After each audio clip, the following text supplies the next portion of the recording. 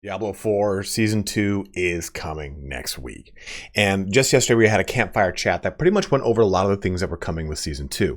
I think a lot of people are pretty apprehensive about wanting to get into a Season 2, or probably done with Diablo 4 in general, but I want to go over this campfire chat very quickly. They've released the full set of patch notes, which we can do in another video, but I want to kind of try to address this stuff in somewhat of a rapid fashion. I'm trying to make this like a 15-20 minute video, but I'm long-winded, so it'll probably be 3 hours long.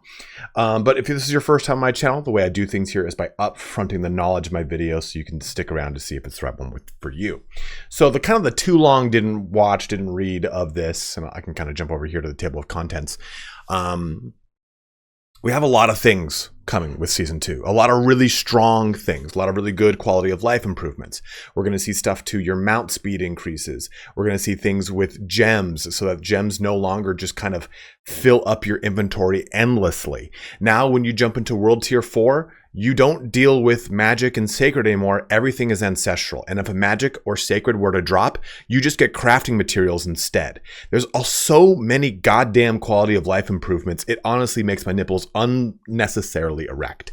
And I am extremely excited about it. We have a lot of great things coming as far as item level 2. 925 is going to be the new item level cap because they've changed the way that vulnerability and critical damage work as far as adding caps to them and tweaking the way that those damage buckets work. Overpower is now going to be far more powerful. So if you're playing a blood necromancer like myself, then they are going to be very strong come Season 2. Some of the other big things too that are coming are resistances. Resistances are now going to have a 1-to-1, much in the same that they had for Diablo 2. So if you liked the Diablo 2 mechanic of kind of solving the puzzle of your resistances, that is going to be added in with Season 2. They're going to be at a cap of 70%. Potions are going to change around those as well. So potions will now add to your resistance as well as add to the cap. So you'll get something like 5 or 10% more resistance cap, but you'll get like 30% resistance with a, let's just say, lightning resistance potion.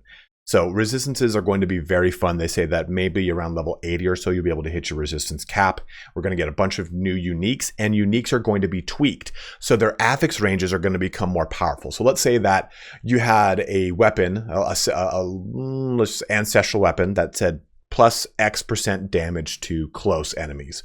Well, a unique that could roll that same affix will have a higher percentage roll than you could ever have from ancestrals, meaning that it's going to be far more impactful. And also too, those uniques that you get will say that maybe like, hey, this does a very specific flavor of the upheaval skill. Well, now it'll also grant you skill for upheaval. So they've tweaked uniques to be very awesome. You get target farming being added in as well for all of the world bosses, including the new world bosses. So you can target farm specific uniques. There's been a ton of class adjustments. Necromancers are getting much better pets. Not very, very, very good, but much better all the way around. Druids had some good tweaking. Barbarians had much good. That's not even a word. Not even a sentence. Had a lot of really good tweaking. Sorcerer got some good stuff added in as well as Rogue. Nothing got really nerfed here. Again, we've talked about damage buckets, and the Paragon Glyphs are awesome. So Paragon Glyphs now are going to act as a way to add, or a way to change an additive damage bucket multiplier into a multiplicative one. So let's say you're playing a sorcerer and you're focused on fire damage. Well, using your Paragon Glyphs, you can change additive bonuses to fire damage to multiplicative ones. So you have more player agency on your builds. So that is honestly the down and dirty of 1.2.0 that's coming out. That's the patch that's landing with Season 2. There's a lot of really badass stuff coming. I want to jump through this whole entire presentation to show off a lot of these things. But if that's all you wanted to know, please feel free to shut the video down. I will be covering Diablo 4 Season 2 in depth with tons of other build guides and all sorts of fun stuff. I personally am going to be doing a Twisting Blade Rogue. It's the only real big build I haven't really done yet, so I'm going to try to do that here for Season 2. But if you are heading out, please don't forget to like, comment, and or subscribe. Each one of those things does help me out in a huge way. I've got something like 89% unsubscribed viewer base on the channel, so I'm trying to change that metric as best I can by the end of the year, and every little bit helps. You can navigate to any part of this video that interests you the most using the chapters about the timeline and the description. But let's get started here on the Season 2 kind of patch summary for Diablo 4. Starting us off, let's go into resistances. So you can see right here that this says, and a huge shout out here to, of course, Wowhead for having this cool summary. Resistances will now be additive instead of inverse multiplicative, which was a real weird system to begin with. And elemental resistances cap will be set at 70%. However, some effects can increase the cap to 85. And armor will only mitigate physical damage. So those 3 points alone are going to completely change the way you approach the game. The game is going to play very reminiscent to the way it did in Diablo 2 and Diablo 3, where you are focusing on the kind of resistance mini game. And also jewelry will have this. Rings will also have an all resistance stat as well as an individual resistance stat. So this is going to change the way we play. It's going to make that power kind of nerf that we dealt with at the beginning of season 1 less intensive. If this had been rolled out with the launch of season 1, people would not have complained about a lot of the big nerfs that occurred, right? Because a lot of it was like, oh man, everything is way stronger. I feel like I'm completely weak. I can't do anything. It's because you didn't have a way to fight all the resistances that you were having to deal with, because resistances, as I was saying here before, were inverse multiplicative, which meant that if you had 100% resistance to fire damage, you took 50% damage. Now, if you have 100% fire damage, you take 100% less damage. You're not going to get that high, but still. And players should be able to hit 70% resistance cap at around level 80, and they shouldn't fall behind due to stats on rings and amulets. They wanted this to be a fun system and not a system that kind of ultimately hinders you from enjoying the game. And for those that have played the previous Diablos, you know that this is actually a very fun system to kind of work around, that allows you to kind of experiment and socket in different gear. It also makes the gear grind more interesting, because as it stands now, oh god, I yelled that, sorry guys. As it stands now, you're kind of essentially, all right, let me hunt down, crit and vuln, stack it as much as I can, and I'm done.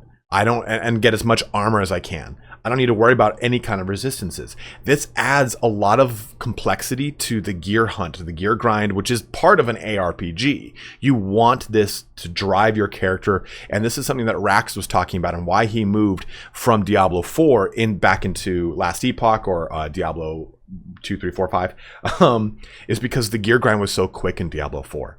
All right, I got at least like 80% of the damage and armor I wanted from my best in slot gear. My character, for all intents and purposes, is pretty much done. So this makes gear grinding a lot more interesting in Diablo 4, and it just makes the game overall a lot more balanced, because I think it's easier for the developers to approach this and go, okay, how do we tweak these things? We have more knobs to twist, rather than just simply everything's being negated by armor, and we have a stat that's been completely thrown out since the launch of the game, and finally it will be used, or stats that have been completely thrown out since the launch of the game. Unique items. They're bigger, better than ever. So how do they work now? So unique items will have specific stats that won't exist anywhere else in the game, and they've simplified unique effects so that they proc more often. So this is a really cool, they showed this during the campfire chat. They basically made a fake example here. So new stats, and just an example, increased tornado duration isn't a stat, but now it exists on this one unique. So let's just make another fake example here. Bloodlance, it increases the velocity. I don't think that exists anywhere in the game, but that would be a stat that would exist on a unique, a custom affix, as it were. Larger existing stat ranges. So bonus fire damage normally rolls between 15 to 25, but on a unique, it's 30 to 45. So like I said, it's a higher magnitude or higher margin or spread of your percentages increase on additive or multiplicative bonuses. Override slot rules. Cooldown reduction can't normally roll on a weapon, but on this unique it does. So that's a cool thing, right?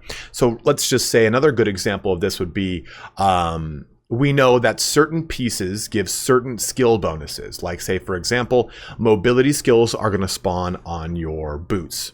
So a unique breaks that rule, and it can say, hey, you know what? This unique gives us uses this skill, so I'm going to give you a skill bonus, where otherwise this would not be present in this slot. That's kind of another really fun thing too, that these uniques kind of break the game in a very fun, controlled way. And updated unique effects. This unique normally requires hitting enemies from behind on Tuesdays, but now it just works when hitting enemies. So they kind of changed the way that these procs work ultimately. Some of the new stuff that they've added, and I think it's in these slides here. Is it? Yeah, okay, it is. Okay. Let's see. This one, Dolmen Stone. Casting Boulder while Hurricane is active will cause your boulders to rotate around you. They show it off in the actual campfire chat, and it's awesome. So these uniques should feel like they're very cool and game changing and very crunchy and cool and fun, and they are. So you can take a look here. I press this button. Aha, a higher res version. So you can see the old is on the left, the new is on the right. So Fists of Fate, lucky hit up to 5% chance to heal 787 life. Now it's lucky hit up to 10% chance to gain 28.5% damage for 4 seconds. So it's something that actually feels good and crunchy and fits into this lucky hit geared unique. Or this one, Grasp of Shadow, 18% shadow damage, or shadow clone damage. Now it's 45% shadow clone damage, right? A much higher percentage on an already existing stat range, larger ranges on uniques. Override slot rules. So the Hellhammer, for example, 15% damage to burning enemies. Now it's 52, or you can see 42 to 70, or from 14 to 828, right? A huge jump. But now we're going to get 4 ranks of upheaval because this Hellhammer uses upheaval. Another unique effect over here is with Ancient's Oath. Before Steel Grasp launches 2 additional change. Enemies hit by Steel Grasp are slowed by 55%. Now does the same thing, but it also increased damage from you for 3 seconds. This just said it slowed it for 3 seconds. Now it increases your damage rather than slowing. So you can see that these things are going to be very dynamic, and they really kind of change the way that things are. These are the 3 new uniques that were added in, like Flicker Step and Dolmen Stone and Scoundrel's Leather for the Rogue. While you have unlimited energy from Inner Sight, your core skills have a 64% chance to spawn Caltrips, Poison Trap, or Death Trap.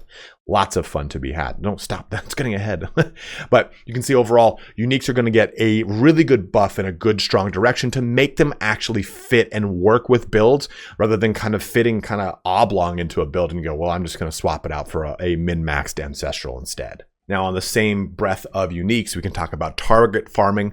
So these are some of the new bosses that were added, or some of the existing ones. We can see that, hey, you know what? I really want to get the Blood Artisan's Curious. I can get it from Grigor. And the spawn on these is no longer 12 hours. It's like 4 or 6. It's a much faster spawn rate on the world bosses. That's something I forgot to mention in the summary. And there's so many other quality of life things they covered in the whole last chat that I didn't even touch on in a video yet.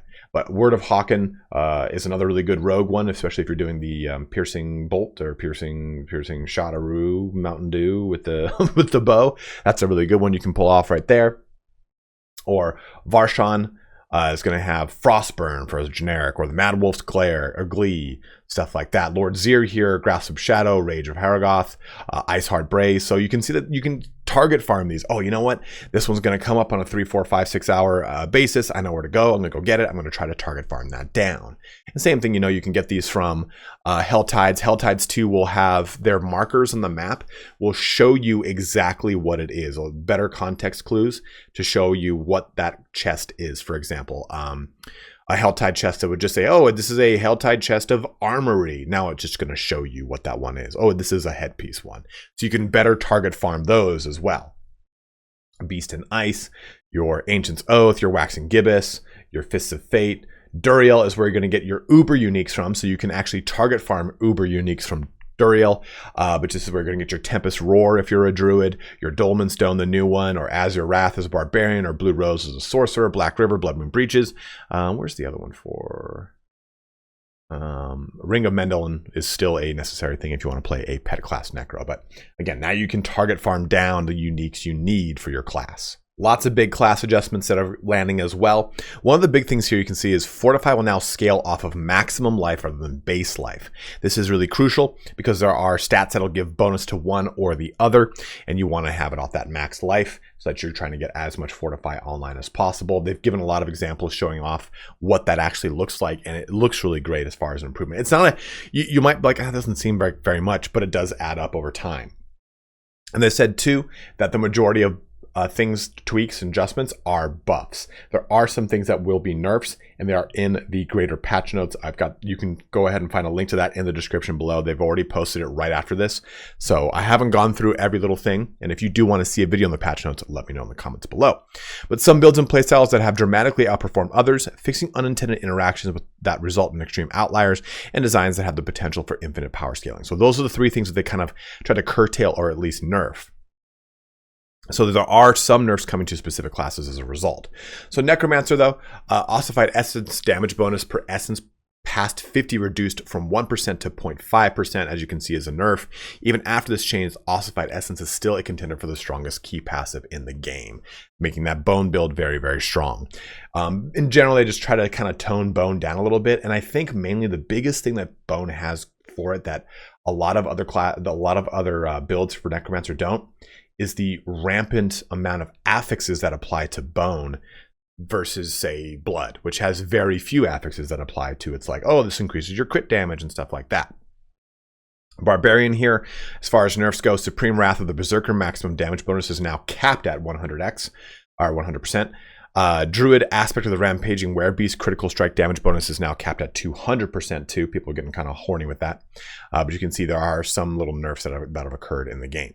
Now, as far as big changes, let's go through them on a per class basis. Barbarian changes are wide sweeping. Barbarian Paragon boards are very weak. Their nodes are being buffed, and the Berserker damage will now be multiplicative instead of additive. The Of Ancestral Force legendary now grants bonus damage to the Quake and the base skill instead of having a separate damage range on the Quake itself. So expect Barbarian to be, I think, a lot more diverse coming into Season 2. You know, we see a lot of people just kind of jumping into the Whirlwind bandwagon, and it's very strong. It's got a lot of really strong, what are these things called? Aspects as well, legendary aspects. I personally went with a Walking Arsenal build in Season 1, and I had so much goddamn fun, especially with the charge ability that summons up the Ancients. I'm debating doing that again or my Rogue for Season 2. I think Barbarian's going to have a lot of fun coming into Season 2. Some Sorcerer Changes. Incinerate's ramp-up time will be reduced, and several Paragon board and Paragon Glyphs have been buffed here. But total damage is still the same. And Enhanced Frozen Orb now grants additional explosion damage against the elites, and Winter and Electrocute Paragon Glyphs now have practical use on the Paragon board. So you can see here, Incinerate channels a beam of fire, burning enemies for 760 damage per second. Damage per second increases over 2 seconds up to 1,000. Or Enhanced Frozen Orb here. When cast above 40 mana, Frozen Orb explosion damage is increased by 45% against elites and 30% against all other targets. So a lot of juicy things coming from Sorcerer, more in the actual patch notes though. Rogue, by and large, has been left untouched because it's still a very strong class, but it's had its basic skills buff because the majority of people just choose Puncture. And so we can see Blade Shift, lucky hit chance has been increased by 15%. Enhanced Blade Shift now gives full 20% movement speed immediately. Heartseeker crit strike chance has been increased from 3 to 5% per stack. And Forceful Arrow lucky hit has been increased by 10% chances. Its lucky hit chance has been increased by 10% as well.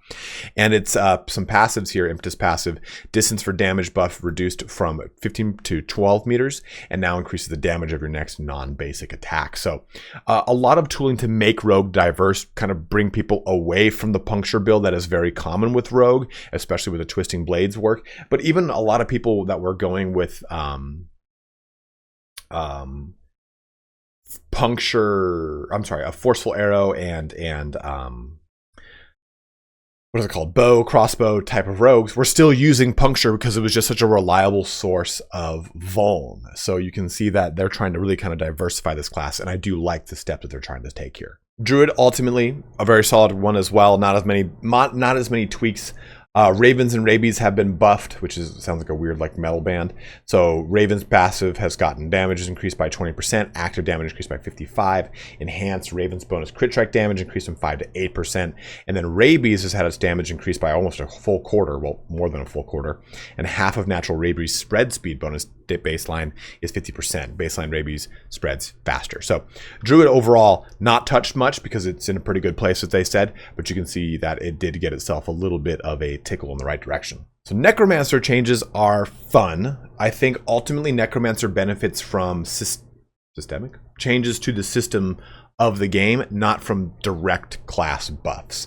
Because of the way that the damage buckets work, when we talk about them in a little bit, the Necromancer is going to benefit from them because they can have tons of reliable overpower damage. I think the Blood Necromancer is going to be the most powerful build probably in Season 2, with that heavy focus on being able to vuln things and also do tons of overpower damage.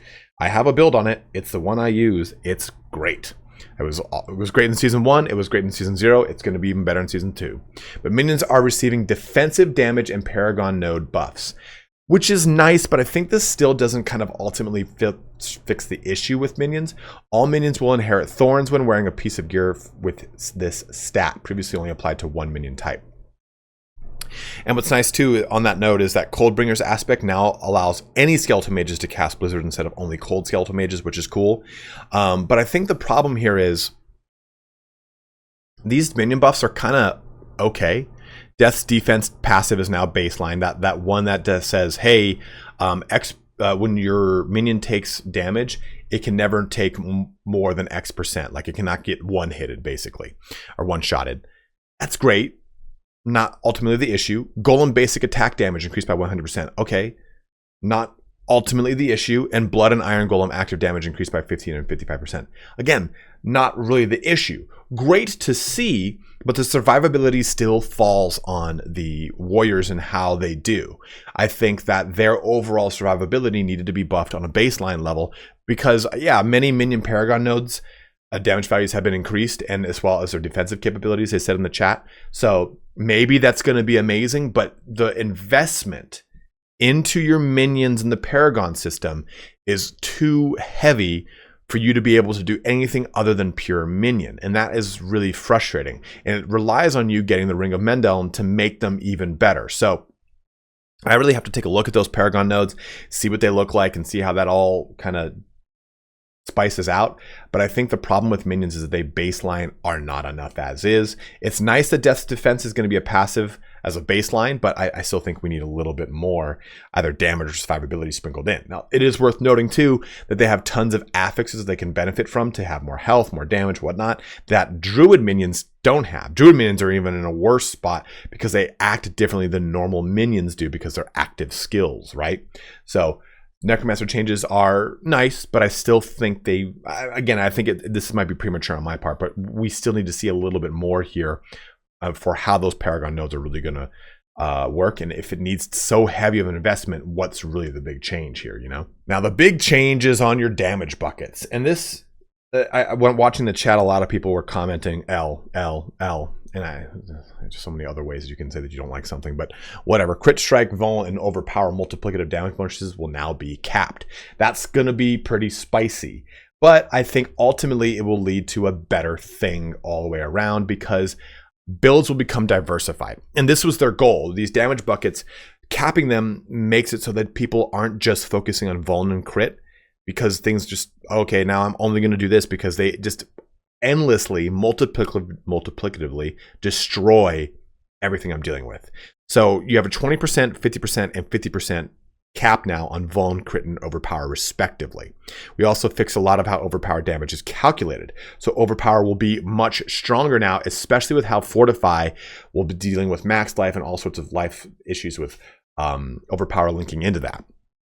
So the damage bucket goals. Players should be rewarded for pursuing specific damage vectors. We want players to be rewarded for investing into their primary vector of damage. Blood Necromancers invest in plus to overpower damage, and then find other vectors of damage scaling as they customize their character. Remember, the Paragon node system is now set so that we can really cater to the other multiplicative sources. We're not only linked to, hey, here's your multiplicative damage sources. It's vul, crit, overpower, and a weird kind of separate bucket. You have all your additive bonuses. You have a couple other generic multiplicative things. Have at it. No, we get to cater our multiplicative buckets now. So while this seems like a massive nerf, and it seems like, hey, now the game's going to be way harder to kill things, it's not necessarily the case. We do not want the game to only be simple with this change, only removing the synergy and giving nothing back.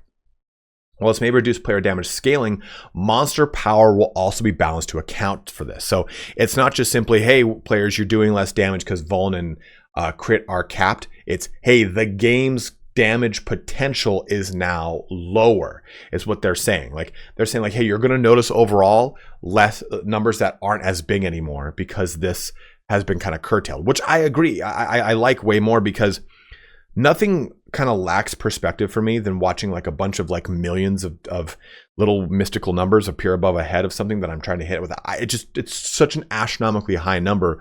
It's hard to really encapsulate. Whereas you play like Diablo 2, it's easy to conceive the damage in numbers because they're much smaller and much easier to kind of crunch and deal with. Whereas it's like, oh, your thing does 5,000 DPS. I'm like, dude, what? It's wild. So damage bucket changes in a vacuum could be a negative experience. Wait, you're lowering my damage and making it less rewarding to try to build crit vuln. I hate this. Tuning monsters to be appropriate with the new player power level. Total player power level difference should be minimal, likely more powerful due to unique upgrades and other changes. Because now we have so many more sources, this is also known as power creep, that we can really tailor and boost our character. Like I said, make it a bonus.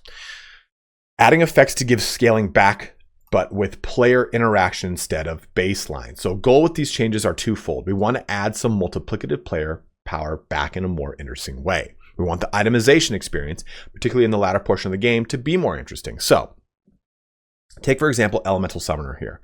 Your conjuration skills, this is the old way, have a 5% reduced cooldown or mana cost per conjuration skill you have equipped.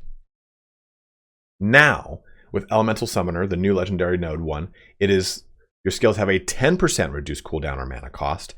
They also deal bonus damage equal to 3% multiplicative, see the little X there, that means it's multiplicative, of the total amount of your bonus damage with fire, lightning, and cold. There you go. So you're taking damage with fire, damage with lightning, and damage with cold. They deal bonus damage equal to 3% of the total amount. So it's 3% of 236. Maybe that's not really exactly how that worked, but it shows your current bonus 20%. So you're getting these things multiplicatively added into your character to just have a lot more fun in the direction you want to take. And this applies to stuff like this, 5% non-physical damage. That then falls into the additive then multiplicative buckets that you're going to be benefiting from. There's a lot more just kind of exploding effects that you get to play around with this new system. No Witness, your ultimate skills have an additional 60% damage from your damage with ultimate bonus and grants this bonus to all skills for 8 seconds. Current bonus is 26%. So you can see, sure, those caps exist, but you have other multiplicative ones that you can jump into now. Also, we're getting more Paragon glyphs. They said, hey, we're going to add these in some patches, and you can see that they're being added in, and they'll see, he called it stalagmite or whatever the hell like that, stalagmite, during the campfire chat, and everyone was like, what the hell is that word? But rumble here, so for every 5 seconds or for every 5 strength purchase within range, your earthquakes deal 39% increased damage, additive. Additional bonus, you deal 10% multiplicative increased damage to bosses and crowd controlled enemies for each active earthquake or stalagmite. For every 5 intelligence person within range, ice spikes deal 9.9% additive.